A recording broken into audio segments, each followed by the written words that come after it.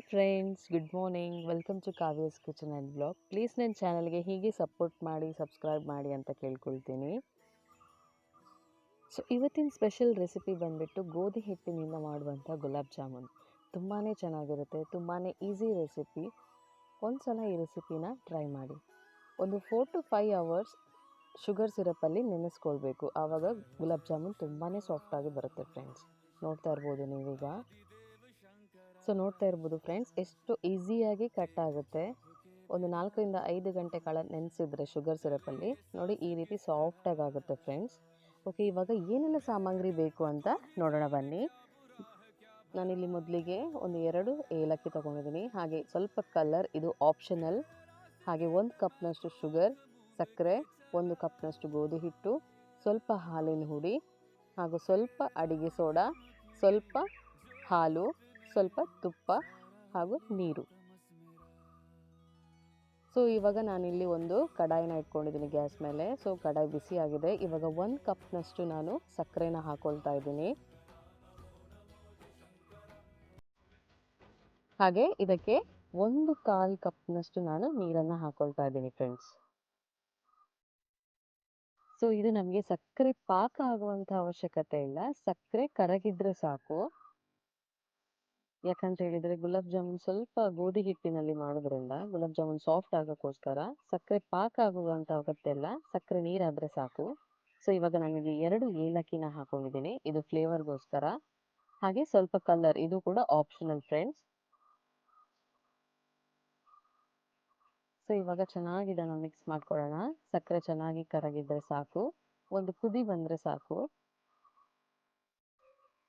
So ಇವಾಗ ನೋಡಿ ಚೆನ್ನಾಗಿ ಮಿಕ್ಸ್ ಮಾಡ್ಕೊಳ್ತಾ ಇದ್ದೀನಿ.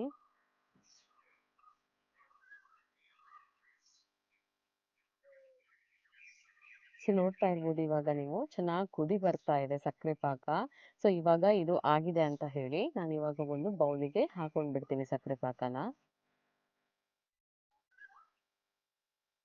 ಸೊ ನೆಕ್ಸ್ಟ್ ಫ್ರೆಂಡ್ಸ್, ಇವಾಗ ನಾನು ಕಡಾಯಿನ ಬಿಸಿ ಇಟ್ಕೊಂಡಿದ್ದೀನಿ.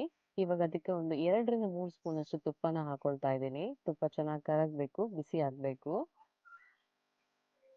ಸೊ ಇಲ್ಲಿ ತುಪ್ಪ ಬಿಸಿ ಆಗಿದೆ. ಇವಾಗ 1 ಕಪ್ನಷ್ಟು ಗೋಧಿ ಹಿಟ್ಟು ತಗೊಂಡಿರೋದನ್ನ ಆ ತುಪ್ಪಕ್ಕೆ ಹಾಕೋಣ. ಸೊ ಇದು ತುಪ್ಪದಲ್ಲೇ ಚೆನ್ನಾಗಿ ಹುರ್ಕೊಳ್ಬೇಕು ಫ್ರೆಂಡ್ಸ್, ಚೆನ್ನಾಗಿ ಫ್ರೈ ಆಗಬೇಕು ತುಪ್ಪದಲ್ಲೇ.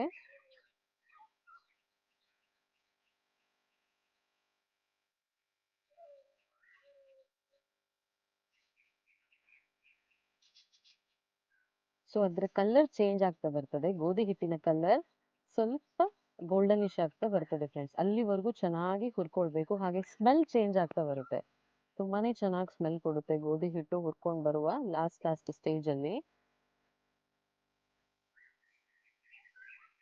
ಸೊ ನೋಡ್ತಾ ಇರ್ಬೋದು ನೀವು, ಕಲರ್ ನೋಡಿ ಚೇಂಜಸ್ ಆಗ್ತಾ ಇದೆ. ಸೊ ನೋಡಿ ಈ ಕನ್ಸಿಸ್ಟೆನ್ಸಿಲಿ ರೆಡಿ ಆಗಬೇಕು ಫ್ರೆಂಡ್ಸ್. ಸೊ ಇವಾಗ ಇದು ಒಂದು ಬೌಲಿಗೆ ಹಾಕೊಂಡ್ಬಿಡೋಣ, ಅದು ತಣ್ಣಗಾಗಬೇಕು. ಸೊ ಇವಾಗ ನೋಡಿ ನಾನು ಬೌಲಿಗೆ ಹಾಕೊಂಡಿದ್ದೀನಿ, ಅದು ತಣ್ಣಗಾಗಿದೆ. ಸೊ ಇವಾಗ ಇದಕ್ಕೆ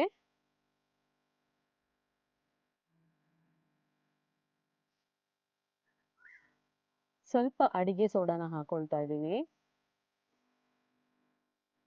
ಜಾಸ್ತಿ ಬೇಡ, ಸ್ವಲ್ಪನೇ. ಹಾಗೂ ಸ್ವಲ್ಪ ಹಾಲಿನ ಹುಡಿ, ಇದನ್ನು ಹಾಕೊಂಡು ಚೆನ್ನಾಗಿ ಮಿಕ್ಸ್ ಮಾಡ್ಕೊಳ್ಬೇಕು. ಸೊ ಹಾಲಿನ ಹುಡಿ ಹಾಕೊಂಡ ನಂತರ ಚೆನ್ನಾಗಿ ಮಿಕ್ಸ್ ಮಾಡ್ಕೊಳ್ಳಿ, ಯಾಕಂತ ಹೇಳಿದ್ರೆ ಗಂಟು ಬರದೇ ರೀತಿಯಲ್ಲಿ ನೀವು ಮಿಕ್ಸ್ ಮಾಡ್ಕೊಳ್ಬೇಕು.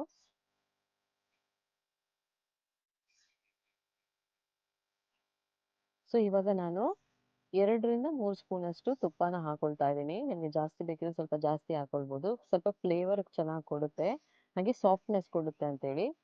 ಸೊ ಚೆನ್ನಾಗಿ ಮಿಕ್ಸ್ ಮಾಡ್ಕೊಳ್ಳಿ. ಇವಾಗ ಬಿಸಿ ಮಾಡಿರುವಂತಹ ಹಾಲು, ಅಂದ್ರೆ ಬಿಸಿಯಾಗಿ ತಣ್ಣಗೆ ಆಗಿರುವಂತಹ ಹಾಲನ್ನ ಹಾಕೊಳ್ತಾ ಇದ್ದೀನಿ ಸ್ವಲ್ಪ ಸ್ವಲ್ಪನೇ. ಚಪಾತಿ ಹಿಟ್ಟಿಗೆ ಹೇಗೆ ಕಲಿಸ್ತೇವೆ ಆ ರೀತಿ ಕನ್ಸಿಸ್ಟೆನ್ಸಿ ಇದ್ರೆ ಸಾಕು.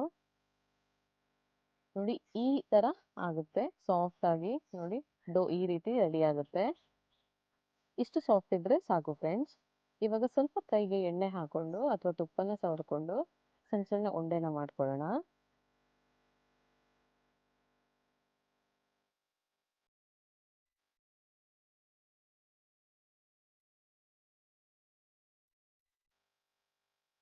ಸೊ ಡೋನ ಚೆನ್ನಾಗಿ ಎಣ್ಣೆ ಹಾಕ್ಕೊಂಡು ಕೈಗೆ ನೋಡಿ ಈ ರೀತಿ ರೌಂಡನ್ನು ಮಾಡ್ಕೊಳ್ಳಿ.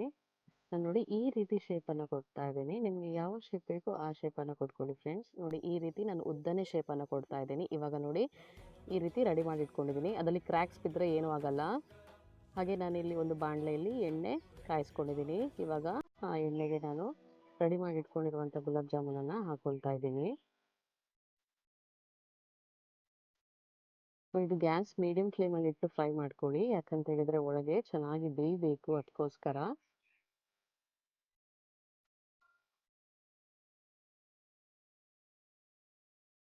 ಚೆನ್ನಾಗಿ ಫ್ರೈ ಮಾಡ್ಕೊಳ್ಬೇಕು. ಇದರ ಕಲರ್ ಚೇಂಜ್ ಆಗ್ತಾ ಬರುತ್ತೆ. ಸೊ ಒಳಗಡೆಯಿಂದ ಬೇಯೋಕ್ಕೋಸ್ಕರ ಇದು ಮೀಡಿಯಂ ಫ್ಲೇಮಲ್ಲಿ ಇಟ್ಟು ಫ್ರೈ ಮಾಡ್ಕೋಬೇಕು. ನೋಡ್ತಾ ಇರ್ಬೋದು ಇವಾಗ ಕಲರ್ ಚೇಂಜ್ ಆಗ್ತಾ ಬಂದಿದೆ ಫ್ರೆಂಡ್ಸ್. ನೋಡಿ ಈ ಥರ ಕಲರ್ ಚೇಂಜ್ ಆಗುತ್ತೆ. ಸೊ ಇವಾಗ ಇದು ರೆಡಿಯಾಗಿದೆ. ಸೊ ಇವಾಗ ಇದನ್ನು ಒಂದು ತಟ್ಟೆಗೆ ಹಾಕೊಂಡಿರೋಣ ಫ್ರೆಂಡ್ಸ್.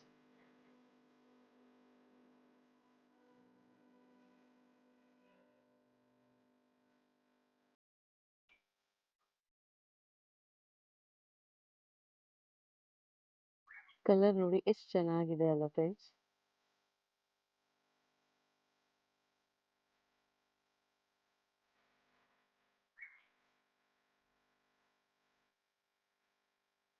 ಸೊ ನೋಡಿ ಇವಾಗ ನಾನು ಎಲ್ಲ ರೆಡಿ ಮಾಡಿ ಇಟ್ಕೊಂಡಿದ್ದೀನಿ.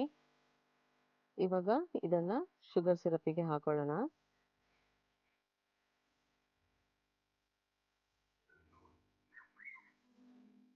ಸೊ ಇದು 4 ರಿಂದ 5 ಗಂಟೆ ಆದರೂ ಶುಗರ್ ಸಿರಪಲ್ಲಿ ಚೆನ್ನಾಗಿ ನೆನೆಬೇಕು ಫ್ರೆಂಡ್ಸ್. ನೋಡಿ ಇವಾಗ ಹಾಕೊಂಡಿದ್ದೀನಿ ಎಲ್ಲಾನು. ಚೆನ್ನಾಗಿ ಮಿಕ್ಸ್ ಮಾಡ್ಕೊಳ್ಳೋಣ.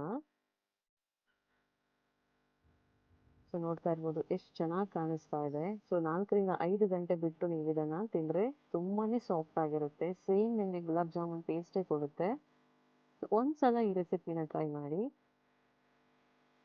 ಅದಕ್ಕೋಸ್ಕರ ನಾನು ಶುಗರ್ ಸಿರಪ್ ಲಿಕ್ವಿಡ್ ರೀತಿಯಲ್ಲೇ ಇರಬೇಕು. ಸ್ವಲ್ಪ ಗಟ್ಟಿಯಾಗುವ ಪಾಕ ಬರುವ ಹಾಗೆ ಅವಶ್ಯಕತೆ ಇಲ್ಲ. ನೋಡಿ ಈ ರೀತಿ ಲಿಕ್ವಿಡ್ ಆಗಿದ್ದರೆ ನಾವು ಮಾಡ್ಕೊಂಡಿರುವಂಥ ಜಾಮೂನ್ ಅದರಲ್ಲಿ ಚೆನ್ನಾಗಿ ನೆನೆಸುತ್ತೆ. ನೋಡಿ ಇದು ಒಂದು 2 ರಿಂದ 3 ಗಂಟೆ ನಂತರ ನೋಡಿ ಶುಗರ್ ಸಿರಪ್ ಹೇಗೆ ಹೀರಿಕೊಂಡು ಎಷ್ಟು ಚೆನ್ನಾಗಿ ಉಬ್ಬಿದೆ ನೋಡಿ.